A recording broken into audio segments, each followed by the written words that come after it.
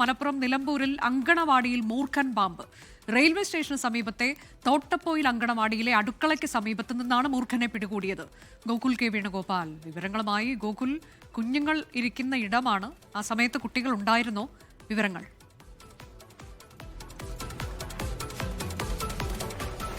അനുജ, ഇന്ന് രാവിലെയാണ് കുട്ടികൾക്ക് ഭക്ഷണം പാചകം ചെയ്യാൻ വേണ്ടി അധ്യാപകയും സഹായം കൂടി അടുക്കളയിൽ പോയി പാത്രമൊക്കെ എടുത്തു മാറ്റുന്ന സമയത്താണ് 8 അടിയോളം നീളമുള്ള മൂർഖൻ പാമ്പിനെ ശ്രദ്ധയിൽപ്പെട്ടത്. കുട്ടികളൊക്കെ ഉണ്ടായിരുന്നു. പിന്നീട് കുട്ടികളെ തൊട്ടടുത്ത വീട്ടിലേക്ക് മാറ്റിയിട്ടാണ് ഈ മൂർഖനെ പിടികൂടുന്ന നടപടികളിലേക്ക് കടന്നത്.